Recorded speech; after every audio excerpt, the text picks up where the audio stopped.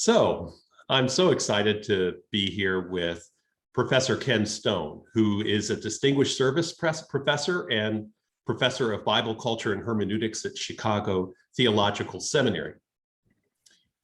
His research connects critical theory and biblical interpretation with a particular focus on gender, sexuality, animals, and ecology.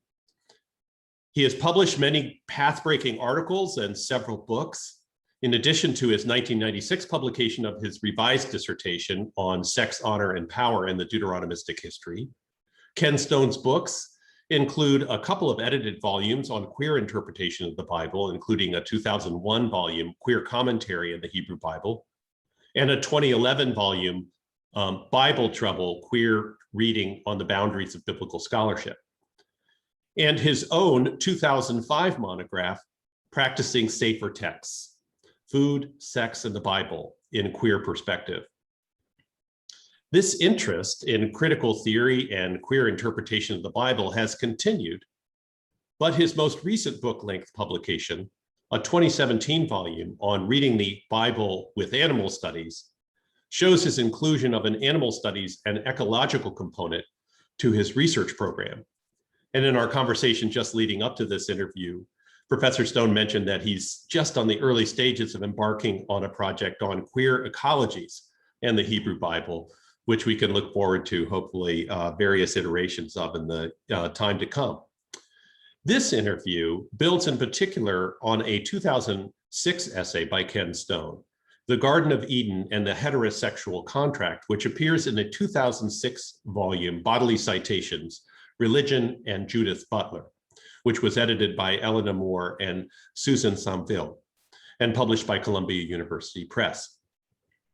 A series of reflections in that article that are developed further in an essay by Ken Stone, Bibles That Matter, Biblical Theology and Queer Performativity, that appeared in the 2008 volume of the Biblical Theology Bulletin. So that's some background on Professor Stone, and I'll now turn to my first question, which is, both of these articles that I just mentioned, Ken, are scholarly pieces, and they link to the important work of Monique, Wittig, and Judith Butler. The main insights of these theorists can be pretty difficult, in my experience, for a beginning student to grasp. And I wondered if you could give students a sense of the main takeaway that you get from Wittig and Butler's work, and why you find these scholars so important. Great. Thanks, David. And I'm glad to have this conversation with you. I would say that Wittig helped me formulate a problem, while Butler, who actually first drew my attention to Wittig, helped me articulate a path starting from that problem. So how would I move ahead from this problem? The problem was that it seemed to me at the time, this isn't quite as true anymore, but it seemed to me at the time that LGBTQ readers of the Bible were focusing primarily on those passages that were said to condemn same-sex activity. And there was a lot of good research that resulted from those questions. But it seemed to me that too little attention was being given to the fact that religious heterosexism isn't just grounded in negative statements about homosexuality.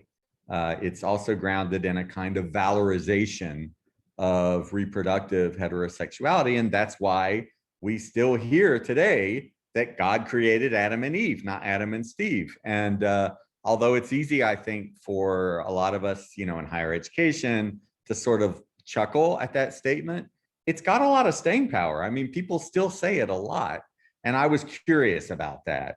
And so Wittig gave me a way to theorize that situation with her notion of the heterosexual contract, which alludes to the social contract of Rousseau, the philosopher. And more specifically, she helped me theorize the influence of binary sexual division between women and men while grounding that binary in social realities rather than natural reality. So it's a little bit counterintuitive because whereas even a lot of feminists would say there's sort of a biological notion of sex and a lot of different cultural interpretations of gender on that. She was not content with that. And she wanted to say even the level of sexual division is not entirely a natural reality. There's a social piece to it. And so it seemed to me that when we find the Bible and its interpreters emphasizing this binary distinction between male and female, we see Wittig's heterosexual contract at work on a kind of subconscious level. I'm not saying anyone's trying to do this. It just sort of, it happens across the individual level. Now, Butler agrees with Wittig about a lot of that, but she doesn't agree with all of it. So Wittig's solution is to kind of move away from sex in a sort of utopian direction, and Butler doesn't find that utopian move to be persuasive. And so instead, she develops her performative theory of gender. It's commonly noted that she doesn't just mean performance here, though bodily performance is included in her theory. She's also appealing to a particular view of speech acts, including performative speech acts that bring into existence what they announce. So to use one of her own examples, a wedding consists of a number of speech acts and contextual constraints that taken together bring a married couple into existence as a married couple. But Butler also relied heavily on a critique of speech act theory that had been put forward by the philosopher Jacques Derrida. Now, I'm not going to try to summarize all of that here, but for our purposes, what she argued was that speech acts are actually heterogeneous, they're imperfect. When their iterations, to use a word you used earlier, when their iterations take place, each one's a little different than the one that came before. And so they can bring about unexpected effects. We can cite or re-articulate a text in ways that bring out its instabilities. So to kind of wrap this part up, it seemed to me that this was true for some biblical passages as well, including Genesis 2 and 3. There is enough instability there, enough uncertainty there in the text and in its histories of interpretation for us to interpret the text in other ways with less certainty, with less stability. And so rather than doing away with biblical interpretation and saying, there's the Bible's bad for, sexual minorities, leave it alone. Rather than doing that, I think we can use a kind of proliferation. That's one of Butler's words, proliferation of biblical interpretation, drawing on actual textual details to destabilize the sort of taken for grantedness of the dominant interpretations. So that's how they seemed useful to me. Whether or not it all played out in a persuasive way to readers, I need to hear from others. But that was my thinking. Well, it certainly was. It was persuasive to me, and it's been persuasive to other students who I've shared your work with. If I'm hearing you correctly, the Wittig and Butler's work did at least a couple of things. One was to, in a sense, problematize things some other people approaching the Bible from a queer perspective weren't yet problematizing in the same way, about the way the Bible assumes and promotes various forms of reproductive sexuality and binary concept of human bodies. So it problematizes that. And at the same time, Butler's work in particular destabilizes any too clear picture of what the Bible has to mean or whatever, that you can tease out ways in which the Bible, even in the process of promoting problematic structures and concepts, undoes itself. And in that sense, you can sort of subversively reinterpret the text to show that the Bible is more than one thing in a sense. Is that a fair assessment of what you're saying? Or feel free to correct me. Yeah, no, that's a very good assessment. I think that's true. And I think that I can't remember the word you used, but whether it was instability or something like that, I think we can find that to use the language of biblical interpretation. We can find that in the text.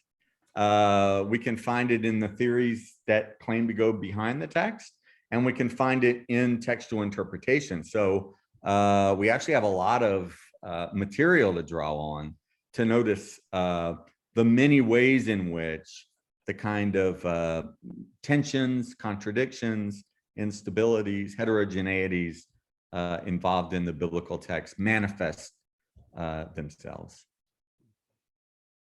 And it's that, and having noticed that, then we can follow Butler's advice not to kind of say these are wrong and so here's the right one, but rather to proliferate interpretations that make, using the text and using traditions of interpretation, but proliferate meanings that allow us to see a more complex view of what's going on with the biblical text. Mm-hmm. Yeah, and that's part of what I think helps us keep coming back to the text, even though we've worked full time on it for many years. Speaking of proliferation, in both of your articles, and then in some of your other work, you keep coming back to the creation stories of Genesis 1 to 3, especially the story of the Garden of Eden and Genesis 2 through 3. And this is, as I think you alluded to a bit ago, been a difficult text for many women and others. And I'm interested in what keeps bringing you back to this text. And do you see any particular potential in the text? So when I think about what text I'm interested in, I've got like one official strategy and then another strategy. And the kind of official strategy doesn't fit with Genesis, which is that I want to intentionally look for biblical passages that don't get enough attention, right? Because I think attention to those passages, that can also destabilize our notions about what the Bible is. But in the case of Genesis, something like the opposite is on my mind. Here we have a text that's been cited from the beginning of Christianity, really even before that in some Jewish traditions, to try to ground current realities, you know, and a number of biblical scholars, Carol Myers, Ted Hebert, I mean, they would argue that in fact these texts were put together to kind of explain why we have the world we have, which kind of assumes the world that they had, right? And I think that happens on not only with gender and sexuality. I mean, you mentioned the animal studies work. I think there's a lot of I don't want to say information. There's a lot of textual attention to the fact that we live with other creatures in those early chapters of Genesis. So, you know, that being the case, it seems to me that it's really important to take advantage of the tensions, the contradictions that we find in Genesis, which are considerable, as you know well, and not only in the first 3 chapters. The advantage of the first 3 chapters, as I tell my students, is, you know, when people of faith say, you know what, I'm going to read the whole Bible this year, they at least get that far, right? So they're among the better known passages from the Hebrew Bible. But also, if you look at the history of biblical interpretation, you can see that they are also among the most appealed to. Start already in the New Testament. You know, the writers of the New Testament appeal to the early chapters of Genesis to try to ground certain realities, and then on into early Christianity, you know, not only about sex, but what you should eat and so forth. We lost our chance at immortality, you know, because of food. So we got to be careful about what we're going to eat, right? I mean, all that sort of, it's time to fast emphasis in early Christianity. So it's in some way the very power and influence of these texts that makes me want to grapple with them and not just ignore them, because they are fascinating texts, but they're also a lot less fixed in terms of their meaning than I think a lot of readers assume. We all read it as we are obligated to say today in light of our presuppositions and social location and so forth. But it seems to me that Genesis is an especially clear example of that, because we have a lot of different types of interpretations of it that tend to ground people in positions they already hold. So it seems like a good spot to try to look for a way to resist some of those normative interpretations. I certainly find it to be so too. Now, in your 2008 article, Bibles That Matter, you use the example of Genesis 2-3 to make some broader points about how interpreters actually create the text that they read. And you discuss how this gives a different perspective on attempts to interpret the Bible as either prohibiting or affirming certain kinds of sexual life or other sorts of norms. And I would be interested in hearing you talk more about this. Yeah, so some readers of Butler forget, I'm going to go back to Butler because I discuss her in that article. Some readers of Butler forget that her notion of performativity was not grounded primarily in a theory of performance, though it's often understood that way, and it did incorporate elements of performance. For example, in her discussions of drag shows and so forth. But her larger framework was grounded in a theory of linguistic speech acts, which included the performative speech act, the speech act that brings something into existence under the right circumstances. So Butler brought that linguistic theory to bear on the bodily acts that bring into existence our notions about sex and gender. And so in the Garden of Eden and the Heterosexual Contract, I was mostly interested in pursuing those questions about sex and gender. How does the combination of the text of Genesis and our interpretations of that text bring about a certain idea of binary sex, and how can we challenge that? But in the Bibles That Matter article, the one you're asking about, I decided I wanted to back up from there, as it were, and ask, what might it mean to bring this theory to bear on our notion that we have a single stable Bible? In a sense, I'm bringing a speech act theory back into the register of linguistic acts, where it began, but I'm asking, what does it mean that our traditions of interpretation give us this sense that we're dealing with a single book, a single stable Bible? Isn't that Bible also a product of acts, including acts of interpretation that brought it into existence and still bring it into existence?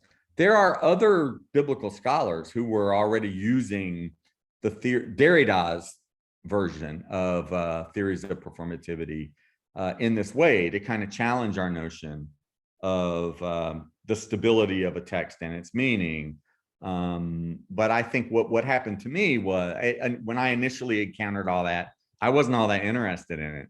But because I kind of took the detour through Butler, then I became interested in it, and interested in thinking about, as people would challenge Butler on, what about the materiality of the body? And so she would, bring her theory to bear on that question. I started thinking about the materiality of the Bible as a kind of substantive thing. And couldn't the theory also hold about the Bible? Whether or not that was successful, that's a very theoretical argument.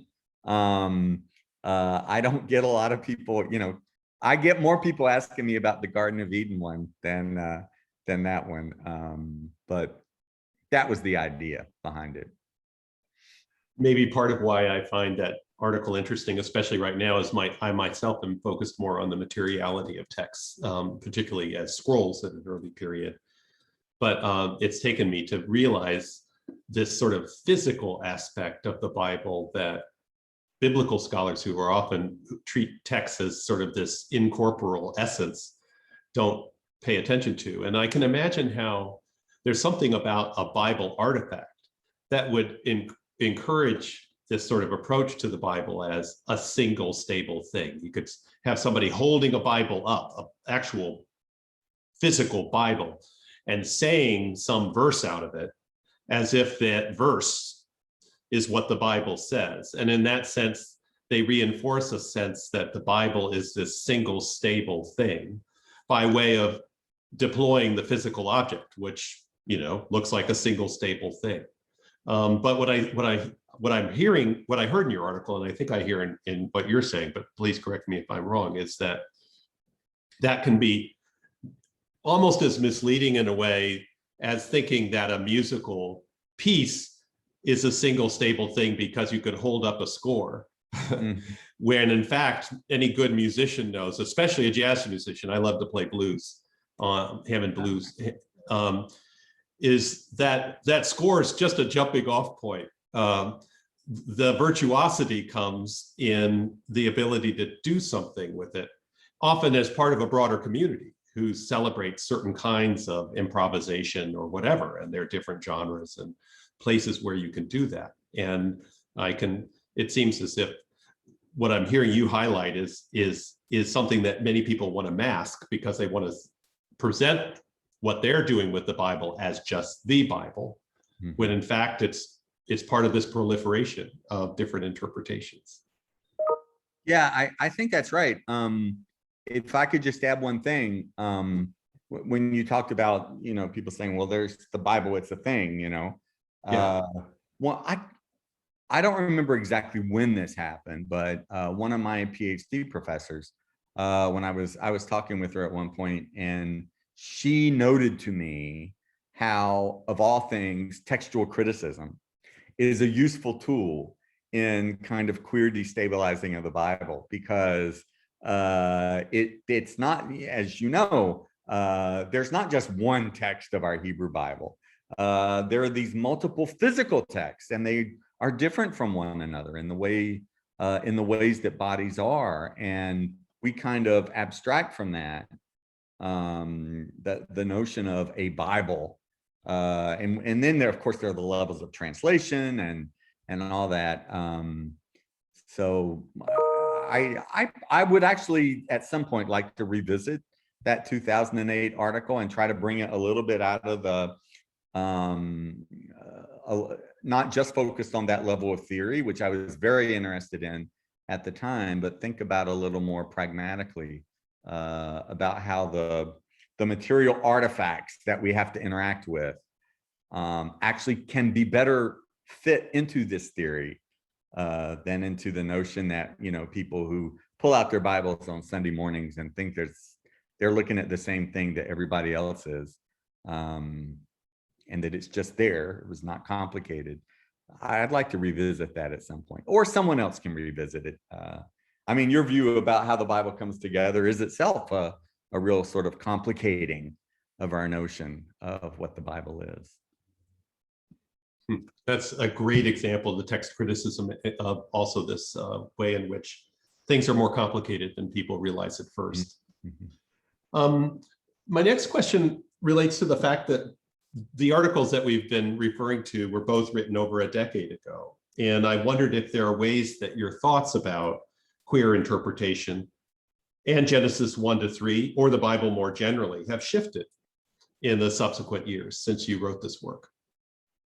Yeah, that's a great question. And I have an immediate answer to it, which is that if I would want to reshape at least the Garden of Eden article, I would want to reshape that in ways that took better into account transgender interpreters and bodies, which is a much bigger issue now in academic work than it was when I wrote that article. And it was bigger then than my article acknowledges. I was just not as focused on it. But I think the openings are there for a more transgender reading of the Bible that would be in agreement with a lot of things that I say, but that would also need to build it out in different directions, you know. Among others, I think it would be really great.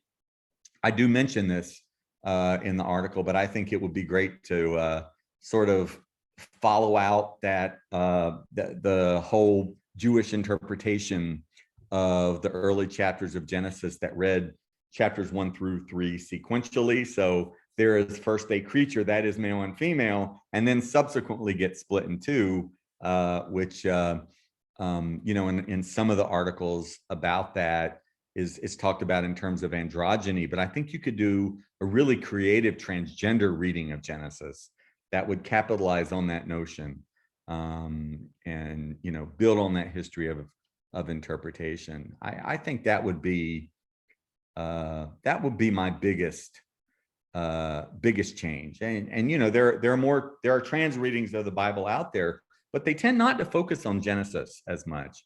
And I can see why they wouldn't immediately go there, for all the reasons that I said, in connection with Wittig, that it sort of tries to stabilize a binary notion of sex. But it seems to me that a resistant reading would have a lot to work with there. I think that would be the main thing that I would want to change. Yeah, it's fascinating how our interpretations shift as we all learn more about the kinds of questions to ask. I certainly find that myself too. Now, my last question sort of just relates to the fact that this interview, I'm hoping, will not just be of use to my students, but hopefully maybe to other students down the road. And you have years of experience teaching at Chicago Theological Seminary, including mentoring LGBTQ+ students. And I wondered if you had a final word or words of advice for students who are beginning their academic study of the Bible and maybe watching this video as part of taking an intro or an early course, including students who've often found themselves wounded by the way the Bible's been weaponized to attack their embodied selves. I wish my answer to this was better developed than it's going to be, but a couple of things that did come to mind. First of all, I think it really is important for students of the Bible to understand that they now have an opportunity to really read the Bible without automatically agreeing with everything they've been taught about it. Now that doesn't, they might still end up agreeing with everything they've been taught about it, but they don't have to. They're given an opportunity to ask questions and to explore. And I think that's really important across the board, but including for the readers that you talked about who may have found the Bible used against them. I also think for those readers, and that's a lot of readers. We're talking about all women, for example. I think that recognizing the instability of the Bible, which is one of the themes that I tried to bring out in both of these articles, is important. I understand the impulse to say, just don't read it. It's caused too much trouble.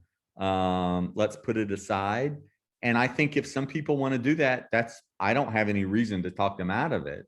But I also think that for readers who do want to stay engaged with the Bible, trying to understand that they have their own agency as interpreters, and that they can use that to bring out elements that might not otherwise have been apparent.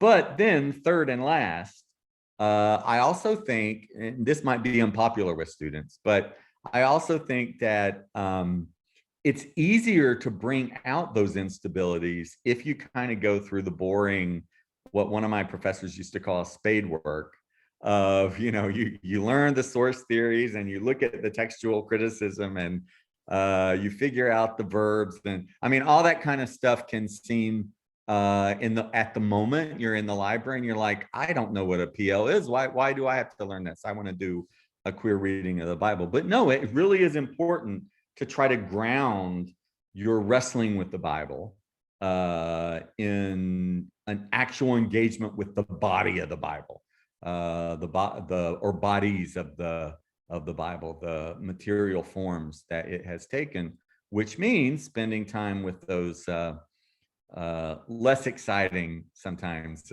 realities. So I would just encourage students who really, really want to engage biblical interpretation to stick with it through that kind of dull. It's not all dull, but those stages, or to realize, if they don't want to do that, that's fine too. But I think that that's an important part of what it means to engage the Bible around these issues and other issues like ecology, for example. That's a great note to end on, because there is a lot of hard work, I think, in learning a new field of study, and it's not always clear at the beginning what the payoff is going to be for some steps in it. So I appreciate that encouragement to students as they engage in this adventure. While we've been teaching online during the pandemic, I've been doing my intro class, and I've been kind of bombarded with emails from people who would normally have been in a face-to-face class and wouldn't have asked us. And they're like, why are you making us learn this stuff, right? Why do we have to learn about this other text from the ancient Near East, or, form criticism or something like that? But I think that is really useful if you want to engage the Bible for resistance. It's not all equally useful, but it is useful. Excellent. Well, thank you. And your work has certainly been incredibly useful as well. And I really appreciate you taking time out to share some background on it and to add nuance. And we'll look forward to seeing what comes next in terms of your work on queer ecologies in the Hebrew Bible and yet other topics as you go forward. Thank you, Ken. All right, great. Thank you.